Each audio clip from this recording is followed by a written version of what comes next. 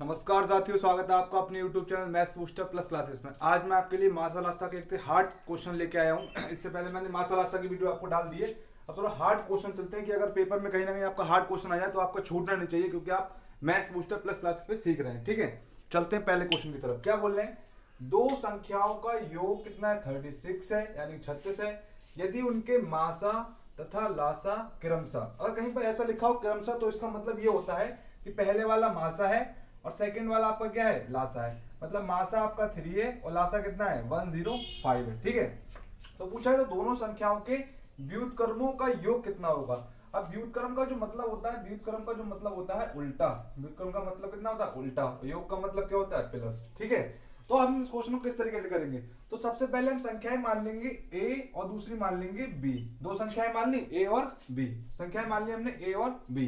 अब क्या बोला, उन संख्याओं का योग कितना है, 36। मतलब इनको जोड़ेंगे तो हमें कितना मिलेगा, 36। ठीक है, उनका मासा और लासा कितना है, 3 और 105। और मैंने इससे पहले आपको एक सिखाया था कि एचसीएफ इंटू एलसीएम जो होता है वो पहली संख्या मल्टीप्लाई दूसरी संख्या, ये जो होता है, ये फॉर्मूला मैंने बताया था आपको, पहली संख्या गुणा दूसरी संख्या। तो इसका मतलब यहां से क्या निष्कर्ष निकलेगा कि जो आपका एचसीएफ और एलसीएम की मल्टीप्लाई होगी वही आपकी पहली संख्या और दूसरी संख्या की मल्टीप्लाई होगी। मतलब इनकी मल्टीप्लाई कितनी होगी, जो इनके एचसीएफ और एलसीएम की मल्टीप्लाई होगी, यानी कि 3 इंटू 105। यहां तक समझ में आ गया हो। ये फॉर्मूला इससे पहले मैं आपको लिखवा चुका हूं कि HCF into LCM equal to पहली संख्या गुणा दूसरी संख्या। मतलब जो आपका एचसीएफ और एलसीएम की मल्टीप्लाई होगी वही आपकी मल्टीप्लाई पहली संख्या और दूसरी संख्या की होगी। ठीक है, अब पूछा है दोनों संख्याओं के व्युत्क्रमों का योग कितना होगा। ये मैं आपको पहले लिखवा भी चुका हूं। अब योग पूछा है व्युत्क्रमों का। अगर a है इसका मैं उल्टा कर दूं तो 1/a, b है इसका मैं उल्टा कर दूं तो 1/b। उसके बाद पूछा है व्युत्क्रमों का योग, मतलब क्या, इनका योग, इनका क्या योग। इनका एलसीएम जब आप निकालोगे तो नीचे तो a भी आ जाएगा, ऊपर b से मल्टीप्लाई तो b हो जाएगा, इधर हो जाएगा प्लस का a। इसका मतलब ऊपर आएगा योग, नीचे आएगी मल्टीप्लाई। योग आपका कितना है, 36 लिख लिया हमने 36। ठीक है, और मल्टीप्लाई करके कितना आया, 3 इंटू 105, यही आया ना। अब देखो काट के देखते हैं, 3 एकम 3, 3 दूनी 6। ठीक है, 3 से 3 से काट दो, 3 तिया 9, 3 पंजे 15 और 3 चौक 12।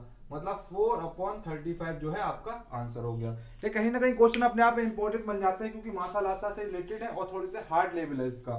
तो हम सबसे पहले कोई भी नंबर मान लेंगे a प्लस बी, और जिस प्रकार से क्वेश्चन बोलता रहेगा उसी को फॉलो करते रहेंगे। जैसे इन्होंने बोला दो संख्याओं को 36 है, 36 लिख लिया। मासा और लासा क्रमशः 3 और 105 है, तो हमें पता है जो मासा और लासा की मल्टीप्लाई होती है वही हमारे दोनों नंबरों की मल्टीप्लाई होती है। मतलब a इंटू बी कितना होगा, 3 इंटू 105, मासा की लासा की मल्टीप्लाई।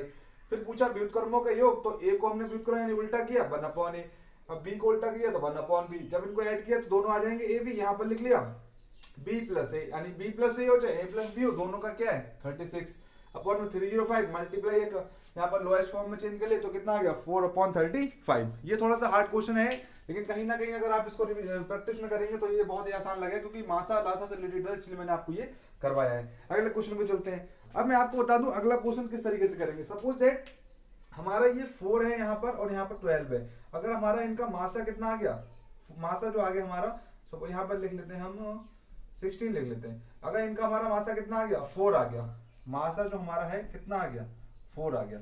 तो अगर कहीं ना कहीं अगर हमें नहीं पता हो कि ये 16 और 12 है, तो हम अगर इसको नंबर मानेंगे तो मासा से मल्टीप्लाई करके नाम मानते हैं। जैसे यहाँ पर पहला नंबर हम ले सकते हैं 4x और दूसरा कितना ले सकते हैं 4y। मतलब कहीं भी अगर ऐसा दे रखा हो कि मासा उनका दे रखा हो गिवन, तो हम नंबर अगर लेट करेंगे तो 4 से मल्टीप्लाई कर देंगे, क्योंकि मासा एक ऐसा नंबर होता है जो उसमें मल्टीप्लाई करके निकलता है। सपोज यहाँ पर x की वैल्यू 4 आ गई तो 4 4 जा 16 और y की वैल्यू 3 आ गई तो 4 3 जा कितना आया था 12। ठीक है, तो इसी की चीज को ध्यान रखते हुए अगला क्वेश्चन करेंगे। अगला क्वेश्चन क्या कह रहे हैं, दो संख्याओं का मासा कितना है 12। जब मासा इन्होंने पहले बता दिया 12 है, तो हम नंबर मानेंगे कैसा, पहला मानेंगे 12x और दूसरा मानेंगे 12y।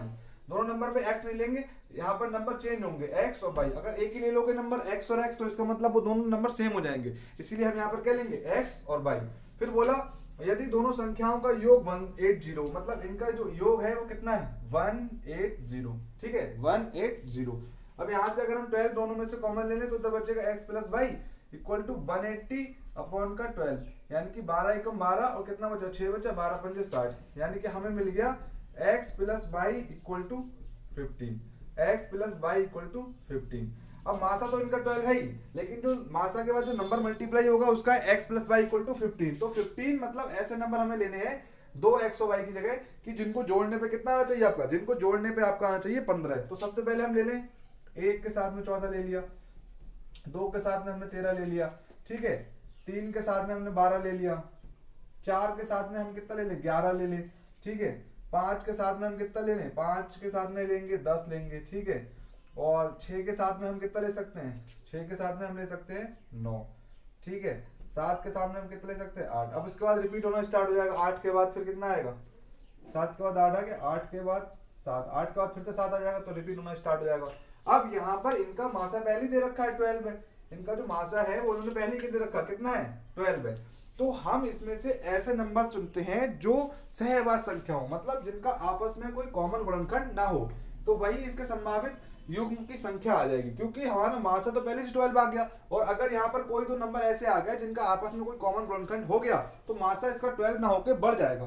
तो इसीलिए हम लेंगे 114 का, देखो आपस में कोई कॉमन गुणनखंड नहीं है, ये हो गया, एक के अलावा कोई कॉमन गुणनखंड नहीं है, 213 ये हो गया। 312 नहीं लेंगे क्योंकि इसमें जो है 3 और 12 में इसका मासा 3 आ जाएगा। 411 हो गया, ठीक है। 510 नहीं लेंगे क्योंकि इनका मासा 5 आ जाएगा। 69 नहीं लेंगे क्योंकि इसमें कॉमन गुणनखंड 3 है। 78 ले सकते हैं, तो 1 2 3 और 4, इसका मतलब संभावित जो है युग्मों की संख्या है वो कितनी आ गई 4। संभावित युग्मों की संख्या कितनी आ गई 4, मतलब 4 ऐसे नंबर हैं जिनका मासा 12 हो जाएगा और उनकी संख्याओं का योग 180 हो जाएगा, और ऐसे संभावित युग्म कितने हैं 4 है, ठीक है। तो इस तरीके से हम क्वेश्चन को सॉल्व करेंगे। यहाँ पर ये बात जरूर ध्यान रखना कि यहाँ पर सहवास संख्या ही लेंगे, अगर तुमने सहवास संख्या के अलावा कोई और ले लिया आपने तो वहां पर ये गलती हो जाएगी कि इनका मासा कहीं ना कहीं और निकल जाएगा, जिससे कि उनका मासा 12 ना होके बढ़ जाएगा और क्वेश्चन आपका गलत हो जाएगा। अगले क्वेश्चन पे चलते हैं। इन्हीं 2 अंकों वाली संख्याओं का मासा तथा लासा क्रमशः दे रखा हो, तो इसका मतलब मैंने पहले बता रखा है, पहले वाला जो होता है मासा जो भी दे रखा हो, दूसरा वाला दूसरे नंबर पे होता है, ठीक है। तो दोनों संख्याओं का योग कितना होगा, तो मासा और लासा दे रखा है 16 दे रखा है इसका, और एलसीएम कितना दे रखा है 480 दे रखा है, ठीक है। मासा दे रखा है तो संख्याएं मान लेंगे, पहली कितनी मान लेंगे 16x और दूसरी कितनी मान लेंगे 16y, ठीक है। पहली मान लेंगे 16x और दूसरी कितनी मान लेंगे 16y, और इनका लासा कितना होगा, तो लासा कहीं ना कहीं इनकी मल्टीप्लाई करके निकलता है, ठीक है, यानी कि 16xy इक्वल टू कितना है 480। तो xy यहां से हम निकालें तो कितना आ जाएगा 480 अपॉन 16, यानी कि ये आ गया 30। xy जो आ गया हमारा यहाँ से आ गया 30, और जो हमारा x प्लस वाई कितना आ गया xy आ गया हमारा 30। तो यहाँ से हम ये देखेंगे कि ऐसे कौन से दो नंबर हैं जिनकी मल्टीप्लाई करने पे 30 आ जाए। यहाँ पर क्वेश्चन था प्लस करने पे आया था, यहाँ पर प्लस वाली कंडीशन दे नहीं रखी है, क्योंकि अगर दे रखी होती तो प्लस करके कुछ ना कुछ दे रखा होता। और यहाँ पर मल्टीप्लाई करके निकालना है, तो xy इक्वल टू कितना आ रहा है 30 आ रहा है। तो ऐसे हम नंबर ढूंढेंगे जिनको मल्टीप्लाई करने पे 30 आ जाए। पहला मिल गया 1 और 30, इनकी मल्टीप्लाई करेंगे 30 आएगा। सेकंड आपका मिल जाएगा 2 से ले लें तो 2 और 15 आ जाएगा, ठीक है। 3 से ले लें तो 3 और 10 आ जाएगा। 4 से आएगा नहीं, 5 लेंगे तो 5 और 6 आ जाएगा, ठीक है। फिर आएगा आपका 7 से आएगा नहीं, 8 9 10 10 3 हो गया, फिर वही हो जाएगा। और इसका 15 लेंगे तो फिर वही मिल जाएगा। मतलब ये आपके 4 नंबर मिल गए, 130 250 320 और 5 और 6, ठीक है। अब देखो x और y की वैल्यू, पहली वाली x की है, दूसरी वाली y की है। तो पहला नंबर अगर हम निकालें तो इसमें कितना आ जाएगा 16 एकम 16, और इसमें कितना आ जाएगा, ये आ जाएगा 480, क्योंकि इसमें 16 से मल्टीप्लाई करनी है तो ये मिले। दूसरा इसमें देखें 16 दूनी 32 और 16 पंजे कितने होते हैं 80, 15 छक्का 90 कर लो, 15 एकम 15 और 9 कितना हो गया 24, ये मिल गया। फिर यहाँ से 3 से जब गुणा करेंगे तो 16 3 कितना हो गया 48, यहाँ से कितना हो जाएगा 16 था 160 हो जाएगा, ठीक है। यहाँ से करेंगे तो 16 पंजे 80 हो जाएगा, 16 छह कितना हो जाएगा 96 हो जाएगा। 16 से मल्टीप्लाई इसीलिए कर रहे हैं क्योंकि ये 16x पहला नंबर है, सेकंड नंबर 16y है, और ये xy की वैल्यू फाइंड हुई है क्योंकि यहाँ पर xy को मल्टीप्लाई करके कितना आ रहा है 30 आ रहा है। अब यहाँ पर क्वेश्चन में देखो 4 आंसर आ गए आपके 1 2 3 4, लेकिन अब क्वेश्चन को थोड़ा सा ध्यान से और पढ़ना है। इन्होंने पूछा है पहले नंबर पे दे रखा है किन्हीं 2 अंकों वाली, किन्हीं 2 अंकों वाली। अगर आपने ये लाइन नहीं पढ़ी तो कहीं ना कहीं आपके ऑप्शन में चारों ऑप्शन दे रखे होंगे और आप टिक लगाओगे और घर पे आके बहुत खुश हो जाओगे कि हमारा क्वेश्चन ठीक हो गया। लेकिन उन्होंने ये दे रखा है किन्हीं 2 अंकों वाली। अब जो क्वेश्चन कहीं ना कहीं आ रहा है तो वो लैंग्वेज समझना बहुत ना बहुत कहीं ना कहीं जरूरी हो जाता है, जरूरत हो जाती है कहीं ना कहीं लैंग्वेज पढ़ने की। अगर आप लैंग्वेज नहीं पढ़ेंगे तो आपके क्वेश्चन कहीं ना कहीं गलत हो जाएंगे। तो ये 16 और 480 में ये 480 3 अंकों की है, ये गलत हो गया। 32 और 240 में 240 3 अंकों की, ये भी गलत हो गया। 40 और 160 में 160 2 अंकों की, ये भी गलत हो गया। तो आपका ये मिला 80 और 96, मतलब ये दोनों है आपकी 2 नंबर की संख्याएं हैं, ठीक है। और इनका जब आप मासा निकालेंगे तो कितना आएगा 16 आएगा, चेक कर लो, 16 पंजे 80, 16 96, बिल्कुल सही बात है। और जो लासा आएगा 480 आएगा, देखो क्या ये दोनों नंबर 480 को डिवाइड कर रहे हैं, 8 6 48 कर रहे हैं, 5 36 5 9 45 3 48, ठीक है बिल्कुल सही बात है। इनका मासा आएगा आपका 16 आएगा और लासा जो आ जाएगा 480 आ जाएगा, ठीक है। तो यहाँ पर देखिए मैंने किस तरीके से आपको कितना हार्ड लेवल सिखाया है। आगे चलते हैं क्वेश्चनों पे, अभी लगातार कंटिन्यू सीखेंगे, ठीक है। चलते हैं नेक्स्ट लेवल क्वेश्चनों पे। अब मैं आपको ऐसे ऐसे क्वेश्चन करा रहा हूँ जिनको पेपर में आने की संभावना बहुत ही ज्यादा है, क्योंकि अगर हार्ड लेवल कहीं ना कहीं से अगर आएगा तो मासा और लासा के ऐसे क्वेश्चन पूछे जाएंगे, ठीक है। चलते हैं नेक्स्ट क्वेश्चन पे, क्या लिखा है, 29 से बड़ी दो संख्याओं का मासा 29 है और उनका लासा 4147 है, ठीक है। तो मैंने अभी आपको बताया कि अगर मासा दे रखा हो, गिवन हो, तो आप नंबर किस तरीके से लेट करेंगे, उस मासा से ही ले लेंगे। जैसे यहाँ पर ले लिया 29x और दूसरा आपने ले लिया 29y। ये अगर आपका जो मासा दे रखा हो तब आप नंबर जो है पहला नंबर और दूसरा नंबर लेट कर सकते हैं, ठीक है। अब मासा दे रखा हो तब, और लासा दे रखा हो तो यहाँ पर आप 29xy इस तरीके से आप ले सकते हैं, ठीक है। अगर आपका लासा दे रखा हो तो आप नंबर, अब उन्होंने बोल दिया 29 से बड़ी दो संख्याओं का मासा। अब मासा से हमने नंबर मान लिए, मासा से हमने नंबर मान लिए। फर्स्ट नंबर आपका जो हो गया वो हो गया 29x, सेकंड नंबर जो हो गया आपका वो हो गया 29y, ठीक है ना। और जब इन्हीं नंबरों का अगर आप लासा निकालोगे तो 29 तो दोनों में कॉमन है, बोलिया नहीं जाएगा, तो इनका लासा हो जाएगा 29xy। और जो लासा यहाँ पर गिवन दे रखा है 4147, ठीक है। तो xy अपॉन 4147 अपॉन 29। और जब 29 से आप इसको डिवाइड करोगे तो देखो कितने बार जा रहे हैं, 29 से जब इसको आप डिवाइड करोगे 4147 तो 29 एकम 29, यहाँ पर बचा 9 2 11 2 1 3 4, ठीक है। तो आएगा 3 9 17, यहाँ पर कहते 4 9 36, 4 दूनी 8 और 3 11, 4 9 36, 4 और दूनी 8 और 3 11, यहाँ कितना बचा आपका 8 और 14 बचा, 7 29 3 87। मतलब आपका जो डिवाइड करके ऑप्शन आंसर आया 143। अब यहाँ का ये मतलब पता लग गया कि हमें एक्स वाई जो है उसको मल्टीप्लाई करने पे 143 आएगा। तो एक्स वाई के यहाँ पर फैक्टर ढूंढने पड़ेंगे। तो फैक्टर जब आप ढूंढोगे तो यहाँ पर आपको मिलेगा 11 और 13 ही मिल पाएगा, 11 और 13, क्योंकि 11 3 33, 11 1 11 और 3 14, यही दो नंबर ऐसे हैं इनका मल्टीप्लाई करने पर प्रोडक्ट आपका 143 आएगा, और कोई नंबर यहाँ पर मिल ही नहीं सकते, ठीक है। तो इसका मतलब 11 और 13 जो है आपकी एक्स और वाई की वैल्यू आ गई कहीं ना कहीं। और जो हमने नंबर लेट किए थे वो लेट किए थे 29x और 29y। तो इसका मतलब ये एक्स और वाई की वैल्यू कितनी है 11 और 13। तो अगर हम इनका सम निकालें यानी कि प्लस करें तो 29 और ब्रैकेट में कितना आएगा x प्लस वाई, क्योंकि यहाँ पर ये पूछा है उन संख्याओं का योग कितना होगा, योग ही तो पूछा है। तो जब हम इसका योग निकालेंगे तो हमारा कितना आएगा 29 और फिर आ जाएगा x प्लस वाई। तो 29 यहाँ पर ऐसे ही रखो, इनको जोड़ना है x प्लस वाई, मतलब कितना हो जाएगा 11 3 और 1 4 और 1 और 1 2 24, इनकी इससे मल्टीप्लाई कर लो तो आपका आंसर आ जाएगा, ठीक है। 29 की आप 24 से मल्टीप्लाई कर लो, 4 9 36 और 4 दूनी 8 और 3 11, 2 9 18 और 2 दूनी 4 और 1 5 6 8 और 1 9 5 और 1 6, 696 आपका आंसर आ जाएगा। क्योंकि यहाँ पर पूछा गया है दोनों संख्याओं का योग ज्ञात करो, ठीक है। दोनों संख्याओं को यहाँ पर क्या पूछा गया है, दोनों संख्याओं का पूछा गया है आपका योग ज्ञात करो। तो योग जब आपको ज्ञात करना है तो आपका इन दोनों की मल्टीप्लाई कर लोगे तो हमें कितना आ जाएगा 696। फिर से एक बार देखते हैं इस क्वेश्चन को। दे रखा है 29 से बड़ी दो संख्याओं का मासा। सबसे पहले 29 से बड़ी होनी चाहिए, तो इसका मतलब इन्होंने मासा पहले दे रखा है। तो यहाँ पर 29x और 29y हो गया, क्योंकि मासा से नंबर लेट करना मैंने आपको बता ही दिया है। 29x 29y, मासा को उसका चिपका दो, एक तरफ x लिखो एक तरफ y लिखो।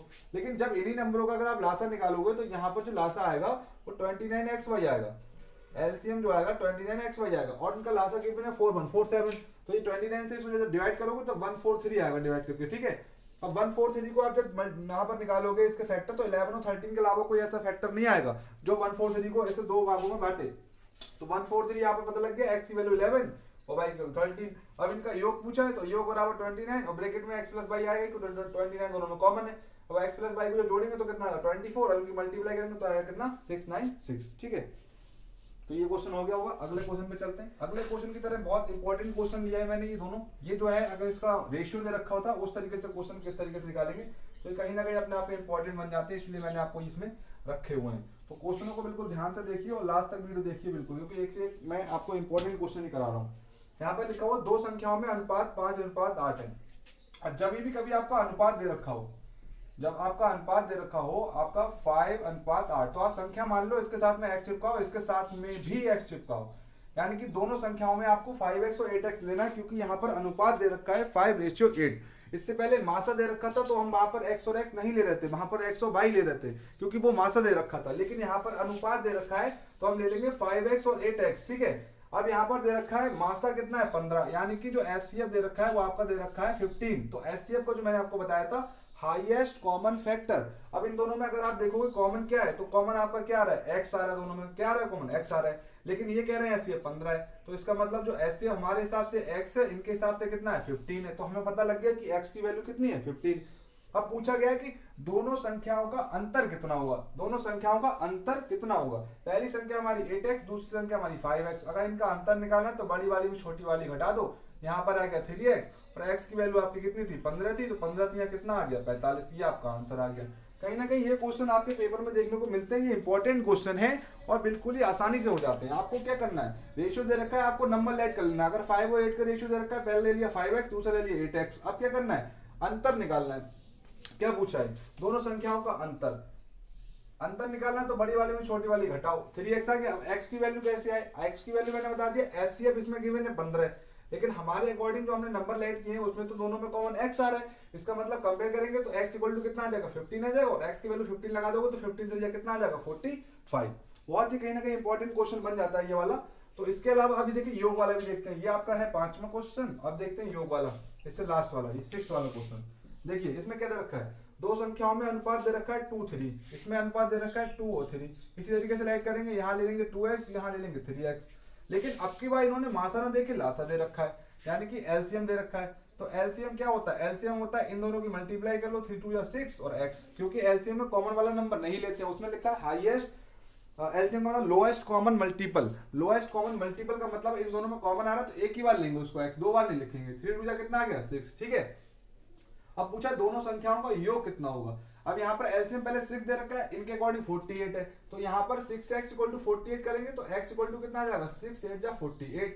यहाँ पर x की वैल्यू 8 आ गई। अब वो कुछ भी पूछे, उन दोनों नंबरों की मल्टीप्लाई पूछ लें, उन दोनों नंबर का डिवाइड पूछ लें बड़े नंबर छोटे वाले में, या उन दोनों नंबर का सम पूछ लें, या उन दोनों नंबर का डिफरेंस पूछ लें। लेकिन यहाँ पर पूछा है उन दोनों संख्याओं का योग कितना होगा, तो इनका योग कर लो भैया। योग कितना होगा 3x और प्लस 2x, 3x और प्लस 2x कितना हो जाता है 5x हो जाता है। x की वैल्यू कहीं ना कहीं हमने निकाल ली, कितना 8 है, तो 5 8 हमारा कितना आंसर आ जाएगा 40 आ जाएगा। दोनों मैंने आपको क्वेश्चन बता दी, पहला 5वां क्वेश्चन था जो आपका डिफरेंस पे था, और जो छठा क्वेश्चन है आपका वो योग पे है। अब 5वें क्वेश्चन में आपको मासा दे रखा था इसीलिए आपने x ले लिया, और इसमें लासा दे रखा था इसीलिए आपने यहाँ पर 6x ले लिया, ठीक है। दोनों क्वेश्चन अपने आप में कहीं ना कहीं इंपॉर्टेंट हैं। उसके बाद चलते हैं 7 क्वेश्चन पे। कहीं ना कहीं हम पेपर में जब क्वेश्चन देखते हैं, ये वाला नोट कर लेना, जो अपनी कॉपी में नोट कर रहे हैं, कंटिन्यू क्लासेस ले रहे हैं वो नोट करते हुए चलें। इसके बाद जो क्वेश्चन आ रहा है वो घंटियों वाला क्वेश्चन है। घंटियों वाला क्वेश्चन भी कहीं ना कहीं इंपॉर्टेंट बन जाता है, क्योंकि अगर आपने ये क्वेश्चन अपने हाथ से ना करा होगा तो कहीं ना कहीं गलती हो जाएगी। इसमें थोड़ी सी बात याद रखनी होती है। 6 घंटियां सबसे पहले तो देखो, 6 घंटियां, पहली 2 सेकंड पे, फिर 4 सेकंड, 6 सेकंड, 8 10 12, ठीक है, के अंतराल में बजती हैं। यदि किसी समय पर सभी घंटियां एक साथ बजी हों तो 30 मिनट में सभी घंटियां कुल कितने बार बजेंगी। तो घंटियां कितने बार बजेंगी, सबसे पहले आपको क्या करना है, इनका जो है एलसीएम निकाल लेना है, यानी कि 2 4 6 8 10 12, 1 2 3। अब एलसीएम निकालने का मैंने बताया ही आपको। एलसीएम ऐसे ना निकालो तो सबसे पहले आप कैसे निकाल सकते हो, मैंने बताया था बड़ा वाला नंबर है उसको डबल करके देखो। 12 दूनी कितना हो गया 24, क्या 24 सबसे कट रहा है, नहीं कट रहा है, 10 से नहीं कटेगा, ये नहीं होगा। और बड़ा करो, 12 3 कितना होता है 36, 36 कटेगा, नहीं कटेगा। और बड़ा करो, 12 चौक कितना हो गया 48, 48 कटेगा, नहीं कटेगा, 10 से नहीं कटेगा, ये भी नहीं हो सकता। और बड़ा करो, 12 पंजे कितना होगा 60 हो गए, 2 से कट जाएगा 60 कट जाएगा, 8 से कट जाएगा, ये भी कट जाएगा। अब आपका 6 से कट जाएगा, 6 से कट जाएगा, लेकिन कहीं ना कहीं आपका 8 से नहीं कटेगा, ठीक है। तो और बड़ा करो, 12 6 कितने होते हैं 72, 72 कटेगा, 72 10 से नहीं कटेगा, ठीक है। 12 6 72, ये दोनों नहीं है, 12 6 72, 12 7 84, देखो 84 भी नहीं कटेगा, 12 8 96, 12 9 108 भी नहीं कटेगा। तो 12 ढाई करो आप 120, 120 जैसे ही हमने करा तो हमें पता लगा 2 से भी डिवाइड हो रहा है, 4 से भी डिवाइड हो रहा है, 6 से भी डिवाइड होगा, 8 से भी डिवाइड होगा, 10 से भी डिवाइड होगा, 12 से भी डिवाइड होगा। मतलब जो हमारा एलसीएम आ गया वो कितना आ गया 120 सेकेंड, 120 सेकेंड, यानी 120 सेकेंड यानी कि कितना बात कर ले 2 मिनट, 2 मिनट आ गया हमारा। क्योंकि एक मिनट में कहीं ना कहीं 60 सेकंड होते हैं, तो 120 सेकंड में 2 मिनट हो जाएंगे। अब पूछा है 30 मिनट में कितने बार बजेंगी। अब 2 मिनट में एक बार बज रही तो 30 मिनट में कितने बजेंगे, 30 मिनट में अगर हम निकालें तो 30/2, यहाँ पे कितना आ गया 15 बार बजेंगी। लेकिन अब क्वेश्चन बच्चा निकाल के यहाँ पर कर आता, तो कहीं ना कहीं थोड़ी सी बात इसमें याद रखनी है कि किसी समय पर सभी घंटियां एक साथ बजी हो, मतलब एक बार पहले ही बज चुकी हैं एक साथ में, तो वो वाला भी हमारा इसमें ऐड हो जाएगा। तो सभी घंटे कुल कितने बार बजेंगी, तो 15 तो हमारा आ ही गया, प्लस एक जो पहले बज गई वो वाला भी ऐड हम करेंगे। ये बात बिल्कुल ध्यान रख लेना, ऑप्शन में आपका 15 भी होगा। अगर आपने 15 टिक कर दिया तो आपका आंसर गलत हो जाएगा, नेगेटिव मार्किंग में आपका क्वेश्चन भी एक कम हो जाएगा। तो यहाँ पर लिखा है एक साथ बजी हो, एक बार पहली बज चुकी, 15 बार अब बज चुकी, यानी 15 और एक कितना हो गया, 16 बार बजेंगी, यानी कि 30 मिनट में सभी घंटियां कुल 16 बार बजेंगी। चलते हैं अब नेक्स्ट क्वेश्चन पे, ठीक है। देखा, वह बड़ी से बड़ी संख्या ज्ञात कीजिए जिससे 1503, 1805, 2007 को भाग देने पर शेषफल क्रमशः 3, 5, 7 प्राप्त हो। अब क्वेश्चन देखो, ये तरीके मैंने एचसीएफ और एलसीएम वाले भी ले लिए। अब आपको करना क्या है, क्वेश्चनों में आपको देख के ये नहीं पता लग पाता है कि किसका एचसीएफ निकालें किसका एलसीएम निकालें।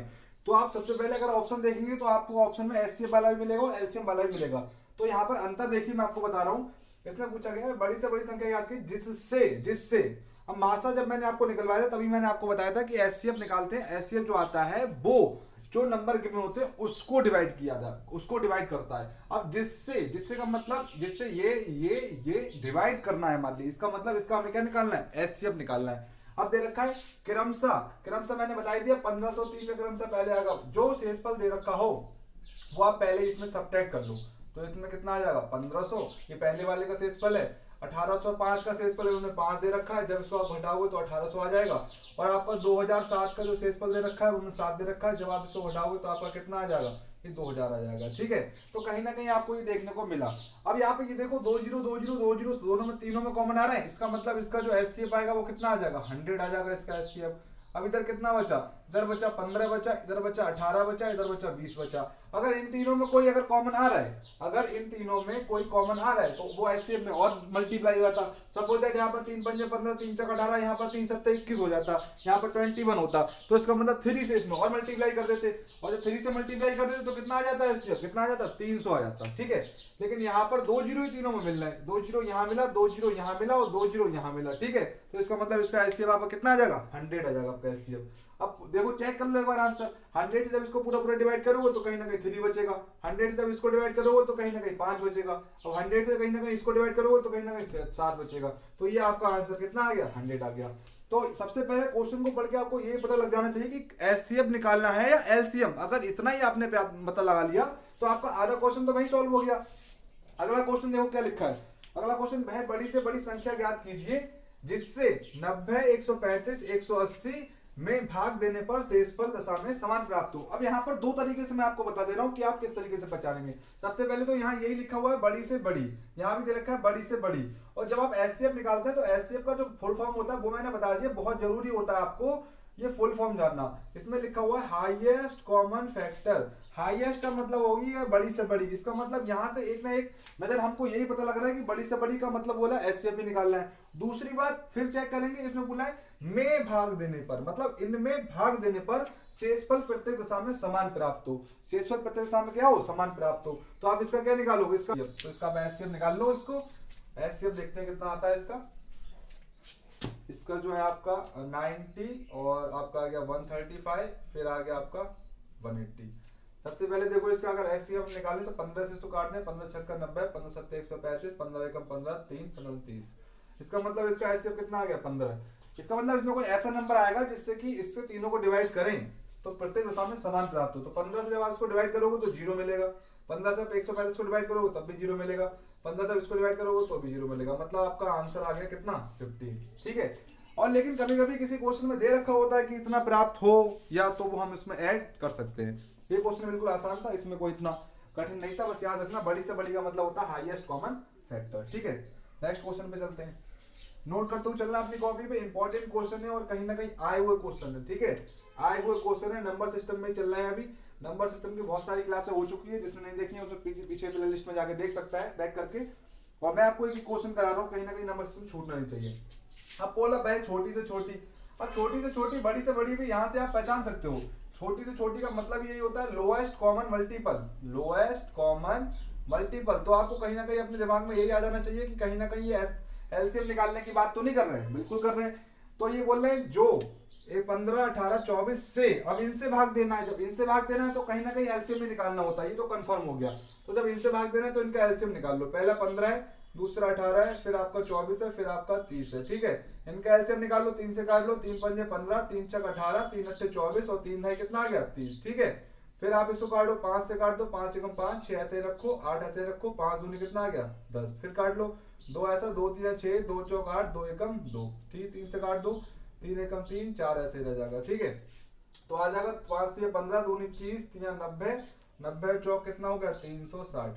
अब जो आपका एलसीएम आया वो कहीं ना कहीं इन तीनों नंबरों से डिवाइड हो जाएगा, लेकिन वो कह रहे हैं उन्हें शेषफल बचाना है। शेषफल कितना बचाना है? शेषफल बचाना है 7। अगर शेषफल ही 7 बचाना है तो इसमें क्या करो, जो इन तीनों से डिवाइड हो जाएगा उसमें 7 और जोड़ दो। अगर आप 7 जोड़ दोगे तो जब इससे डिवाइड करोगे तो 7 बच जाएगा आपका शेषफल में। जितना भी शेषफल बचाना है लास्ट में आप ऐड कर दो। ये आपका जो एलसीएम आया, एलसीएम में जो आपका शेषफल वो कह रहे हैं वो शेषफल ऐड कर दो आप। बस ये शेषफल हमने ऐड कर दिया और नंबर मिल गया हमारे लिए 367। अगर आपको ये ऑप्शन से कहीं ना कहीं होना बहुत इंपॉर्टेंट हो जाता है, जब ऑप्शन दे रखे हो तो वहां से ये क्वेश्चन बहुत आसानी से हो जाते हैं। लेकिन जब आप मैथ्स बूस्टर प्लस क्लास सीख रहे हैं तो आपको डीप में भी जानना बहुत जरूरी हो जाता है कि अगर आपका क्वेश्चन का पैटर्न आपको पता हो किस तरीके से आपको सॉल्व करना है तो आपका क्वेश्चन कभी भी गलत नहीं होगा। ठीक है, तो नोट कर लिया। अगले क्वेश्चन पे चलते हैं। एक से एक इंपॉर्टेंट क्वेश्चन मैं आपको यहाँ पर करा रहा हूँ। ठीक है, इसमें शेषफल बच रहा था, पिछले वाले क्वेश्चन में था प्रत्येक दशा में समान शेषफल बचा है, यहाँ पर 7 बच रहा था तो हमने लास्ट में 7 ऐड कर दिया। अब इस वाले क्वेश्चन को देखो क्या दे रखा है, वह छोटी से छोटी संख्या जो 20, 25, 30, 40 से भाग देने पर शेषफल 6, 11, 16 और 26 प्राप्त हो, क्या होगी? इसका मतलब यहाँ पर ये देखो, सबसे पहले क्या इनका शेषफल दोनों सब में समान बच रहा है? इससे घटाया, ठीक है, 25 से 11 घटाओ फिर 14 बच रहा है। फिर देखो यहाँ पर 30 से घटाओ 16 फिर 14 बच रहा है। ठीक है, फिर देखो यहाँ पर 26 से घटाओ 14 तो 26 से कितना घटेगा, 40 से 26 घटाओ, 40 से 26 घटाओ तो देखो कितना बच रहा है। फिर भी हमने देखा यहाँ पर कितना बचा 14। मतलब ये देख लिया हमने कहीं ना कहीं जो उनका शेषफल है वो यहाँ पर कहीं ना कहीं इक्वल होगा। ठीक है, कहीं ना कहीं क्या होगा, इक्वल होगा। अब क्या निकालना है हमें, इसका निकालना है एलसीएम। तो एलसीएम निकाल लो, 20 का, 25 का, फिर 30 का, फिर 40 का। एलसीएम निकालने के मैंने आपको बहुत सारे तरीके बता दिए। बड़ा वाला नंबर का आप मल्टीपल ले सकते हो या अगर डिवाइड भी कर सकते हो। 5 चौक 20, 55 25, 5 छक 30, 5 अट्ठे 40। फिर 2 से काट दो, 2 दूनी 4, 5, 2 3 6, 2 चौक 8, फिर से 2 से कट जाएगा, एकम 2, 5, 3 और 2 तो कितना आएगा 5 3 15, दूनी 30, दूनी 60, दूनी 120, 120, 12 पंजे 60, कितना आ गया आपका 600 आ गया। ठीक है, ये आपका क्या आ गया 600 आ गया, आपका जो है एलसीएम आ गया आपका 600 जो है आपका एलसीएम आपका आ गया। ठीक है, लेकिन उन्होंने बोला कि प्रत्येक से भाग देने पर 6, 11, 16 और तथा 26 प्राप्त हो। ठीक है, ये आपको प्राप्त होना चाहिए। तो इसमें हम क्या ऐड करेंगे वो हम देखते हैं। इसका एलसीएम हमारा आ गया 600। अब इसमें हमें कुछ ना कुछ ऐड तो करना पड़ेगा, क्योंकि अगर आप यहाँ से 20 से डिवाइड करोगे तो पूरा डिवाइड हो जाएगा, 25 से डिवाइड करोगे तो भी पूरा डिवाइड होगा, 40 से करोगे तो भी पूरा डिवाइड होगा, क्योंकि ये जो है इसका एलसीएम है वो तीनों नंबर है। यहाँ पर ये 14 आया सब्ट्रैक्ट करके, ये जो आया इसी को हम जो है एलसीएम में से सब्ट्रैक्ट कर देते हैं। 10 में 4 गए 6, 9 में से 1 गया 8, यहाँ बचा 5, यानी कि ये नंबर आपका है 586। जब ये नंबर है आप इसको 20 से डिवाइड करोगे तो कहीं ना कहीं 6 बचेगा। एक बार आप चेक भी कर सकते हो, अगर आपको क्वेश्चन पे जो है अपने कहीं पर डाउट आ जाता है तो मैथ में अपने क्वेश्चन पहले ही चेक कर सकते हो क्या ये हमारा आंसर सही है। तो हम कहीं ना कहीं इसको जो पहले ही चेक कर सकते हैं। देखा हमने 6 शेषफल बच गया, बिल्कुल सही है, क्योंकि हमारा 6 शेषफल बच रहा है। इन्होंने बोला भी था कि जब 20 से आप डिवाइड करो तो शेषफल आपका 6 बचना चाहिए। ठीक है, तो हमें क्या करना है, सबसे पहले तो ये चेक करना है कि सब में रिमाइंडर जो है पहले 1 से हो रहा है, 14 हो रहा है, और जो सब में घटा के आ रहा है वही जो एलसीएम आया उसमें से घटा देना है। तो मैंने आपको घटाने जोड़ने वाले सारे सवाल यहाँ पर करा दिए। तो एलसीएम एचसीएफ से कहीं ना कहीं सवाल अगर आपका एग्जाम में आए और मैथ्स बूस्टर की आप क्लासेस देख के जा रहे हो तो आपका बचना नहीं चाहिए। नंबर सिस्टम मैं आपको बिल्कुल कंप्लीट कराऊंगा और कंटिन्यू वीडियो चलेंगे यहाँ पर। ठीक है, दोस्तों को आप शेयर कर दीजिएगा वीडियो, चैनल को सब्सक्राइब कराएगा। ठीक है, बिल्कुल यहाँ पर आपको रेगुलर क्लासेस मिलेंगी। रीट हो आपका, यूपी एडिट हो आपका, सुपर टेट हो आपका, टेट हो, कुछ भी हो आपका, सब में आपको बेनिफिट मिलेगा। ठीक है, थैंक यू दोस्तों।